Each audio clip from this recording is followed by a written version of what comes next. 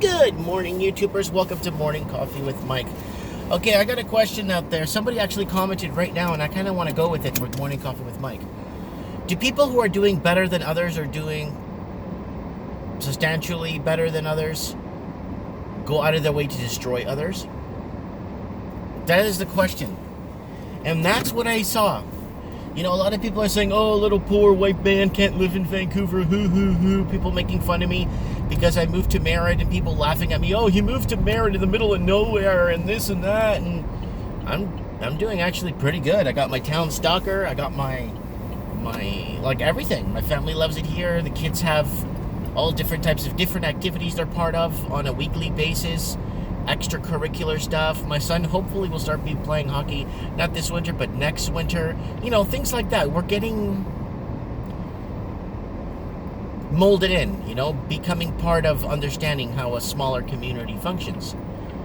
But when I was living in Vancouver, man, I could tell you, I felt like people that were doing better than us or living better than us went out of their way to show the hate or try to destroy other people. You know, I noticed that a lot, and I don't know why. You know, when I was younger, owning a vehicle was about freedom and individuality and being independent in a way where you could go where you want, when you had your license. And, you know, that's what we thought about when we were in our late teens. Now, early teens, getting our licenses and stuff.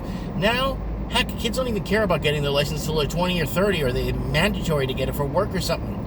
Everything's so changed. People get cars now as a status symbol to show their dominance and wealth. Status symbol for me in a vehicle means 1984 and you own a Mercedes in 1984. That's a status symbol. You own a Ferrari in 1984. That's a status symbol. Why? Because back then you couldn't finance that. You couldn't buy. Heck, there was no credit cards then. So you actually had to make money, real money, to buy those kind of vehicles. That's how we saw status symbols. And now it ushered itself in here into the 21st century. It means nothing. Anything can be financed nowadays. Anyone can bring over dirty money from another country and buy 10 vehicles.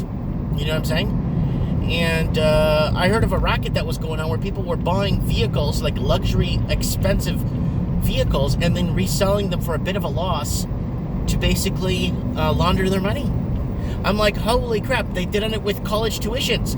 They'd apply for college tuition and then apply for a refund, saying they're not going to take the course anymore.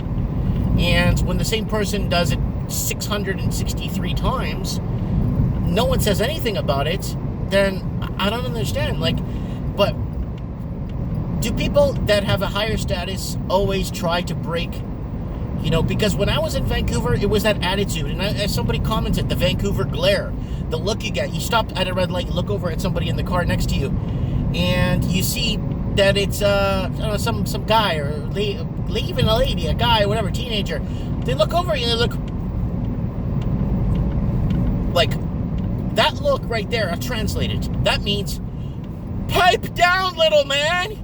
You only exist out here because I'm me. So when someone looks at you like this in your car, like that means they're saying to you that everything's got a translation. Everything like has a different translation to looks. Oh, he doesn't like it. Oh, that right there means, pipe down, little man. You only exist out here because I'm me. But the problem with that is that person did not contribute probably zero to the infrastructure and probably contributed zero to building the roads that they're driving on to show their status quo, right? And it's the same thing. It's like I would get into an elevator, I'd be at Metro Tom Mall, okay? I'd get on an elevator, and I'd have a baby stroller, right? And I've had my child with me and my wife. And I'd get on, and because I can't take it on the escalator, the stroller's big, right? So I need to use the elevator. Then I have people running in front of me in their 20s and 30s. I'm not talking about children. People running in front of me with no strollers or anything just to get on the elevator. And then I'm trying to get my stroller in because I've been waiting longer than they have. And they look at me like, you're garbage, buddy. You're garbage. So you only exist out here because of me. It's really sad. But the main question is, who will keep up the infrastructure when all the Europeans die off and move away? All right? I'm not.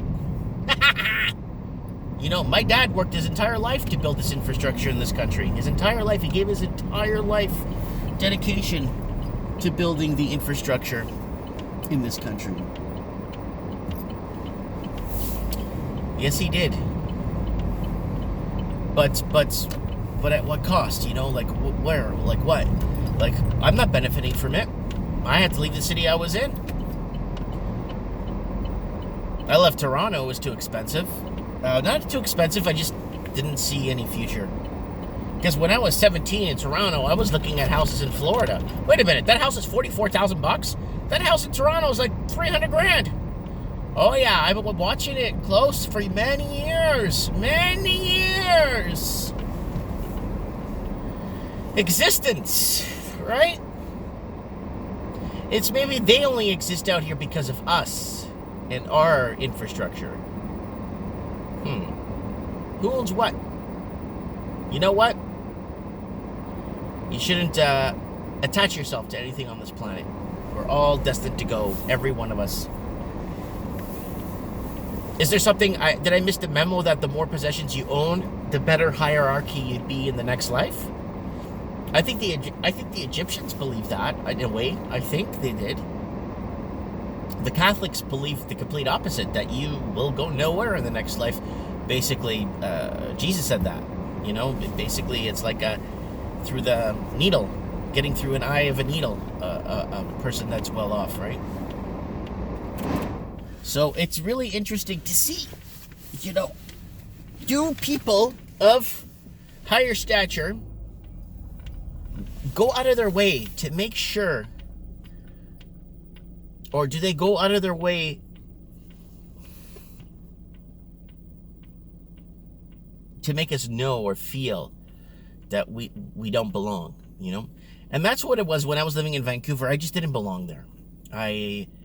You know, a Portuguese European, you know, my wife's Filipina, and we're just trying to, you know, and then this rudeness. Oh my God, they have the Nutella-filled cookies. Sorry guys, I know I haven't had sugar in a bit.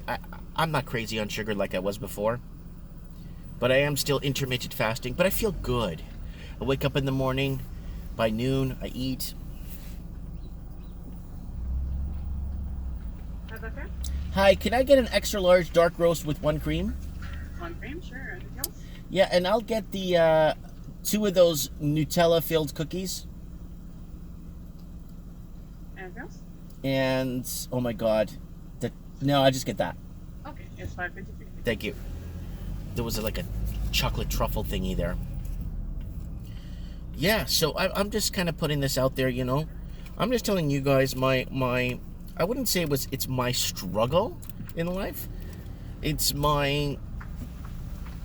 God, I gotta wake up. It's not a struggle. It's more of annoyance in life. That you kind of been around the bush a few times, been around the block a couple of times. You've been there, done it in a respective way. Like you kind of understand the scene, you know your way around, but you know your way around life. And you just got this annoyance around you. That's why I moved to a town with 7,000 people. Hi. How are you? Good, how are you this morning? Thank you. Have a good day, bye. So guys, I got the Nutella-filled cookies here. I am pleased to say. Looks like it's going to do well today. Well, I'll tell you how those go. But it's a beautiful, beautiful sunny day here. I prefer this 5 centigrade temperature, like it's +5. I prefer that, honestly, than +7 and 8 in Vancouver, or 10 in Vancouver, and it's raining all day, all night. Yeah, you know your way around life. You kind of charted your own course through life. You kind of understand, you know, you're starting to understand and come to grips with things, which is nice, right? And that's part of life. It's about learning. It's like, man, I wish I knew what I knew now when I was younger, right? I talked about this in another video, like, what would you go back and do or change if you knew what you knew now, right? But there's a lot. There's a lot to take in. There's a lot to understand. There's a lot to be a part of nowadays in life.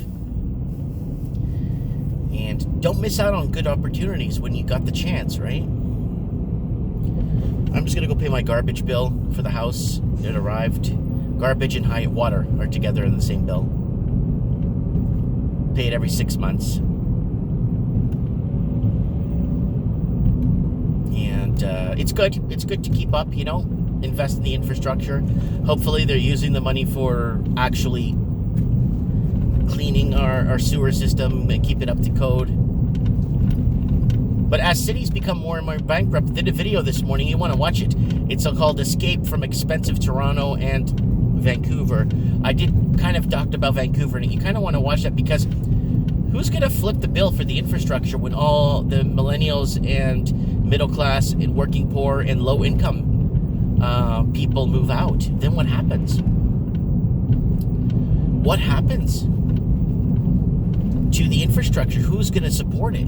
Like I said earlier, right? Who's going to support the infrastructure now when there's nobody a majority of people avoid paying bills, right? Or avoid paying taxes, avoid paying taxes. That's a big deal. This is a huge deal in life,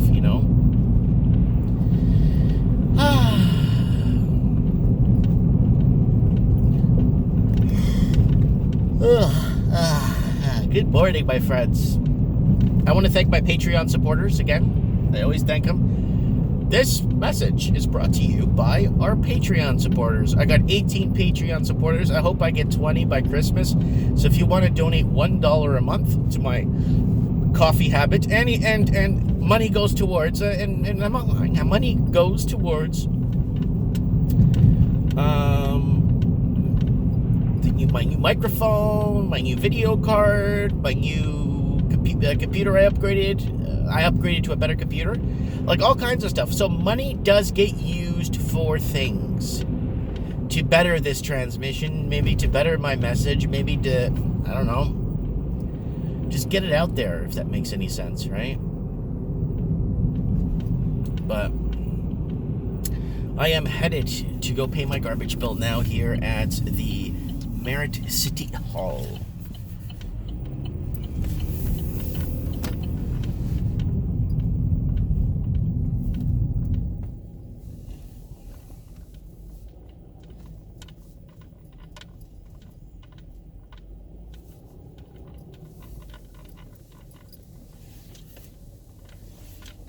Anyways, I got a 1-star review again on my store from Mike Boner.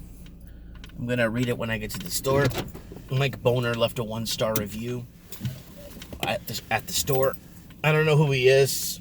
I suspect it's just the other guy in town that's basically starting crap all the time. The other game store in town. Long story. Watch Merit Harassment Series. Here it is. Merit Harassment Series. Take a look at it. Thanks for watching, guys, and let me know.